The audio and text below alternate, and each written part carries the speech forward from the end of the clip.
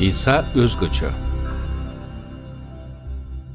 Professor maga жан келишимдин эч бир жеринде İsa өзүн Кудаймын деп айткан эмес деп айтты. Мен Жакандан 5-бөлүмдү окуп чыккандан кийин Жакан 10-бөлүм 27-аяттан 36-аятка чейин окудум. Анда мындай деп жазылган: Менин койлорум менин үнүмдү угушат. Мен аларды тааныйм. Мен аларга түбөлүк өмүр берем. Аларды менин колумдан эч ким тартып ала албайт. Аларды мага берген атам баарынан чоң. Аларды атамдын колунан эч ким тартып ала албайт.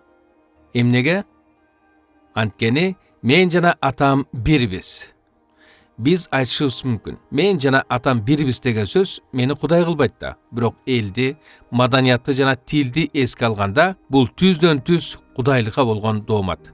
Дагы бир жолу анын угуучулары жүйүттөр анын айткандарына кандай жооп бергенин жана алар муну кандай түшүнүшкөнүн карап көрөлү. Аны ташбаранга алуу үчүн жүйүттөр таш алышты. İsa аларга: "Мен силерге атамдын атынан көп жакшы иштерди кылдым. Алардын кайсынысы үчүн мени ташбаранга алгыңар келип жатат?" деди. Жүйүттөр ага: "Жакшы иштериң үчүн эмес, Кудайга акарат келтиргениң үчүн" дешти. Эми алардын: "Анткени сен адам болуп туруп, өзүңдү Кудай деп эсептейсиң" дегенине көңүл бургула. İsa'нын "Мен жана атам бирбиз" дегенин жүйүттөр ушундай түшүнүшкөн. İsa аларга: "Мыйзамыңарда мен силер кудайларсыңар дедим" деп жазылган эмеспи? Кудайдын сөзү кимдерге берилсе, ошолорду ал кудайлар деп атап жатса, ыйык жазуу өз күчүн жоготпойт. Бирок айырма ушунда болчу. Алар биз баарыбыз кудайбыз деген сөздү айтканда, алар адамдар жөнүндөгү сөз деп түшүнүшкөн. Бирок бул жердеги İsa'нын айтканынан алар аны жалгыз чыныгы Кудай Жакаваны айтып жатканын түшүнүшкөн.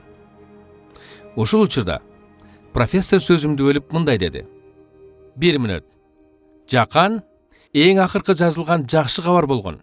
Башка бир дагы жакшы кабарда, башка 3 жакшы кабардын биринде дагы İsa өзүн Кудаймын деп айтканы тууралуу белги жок.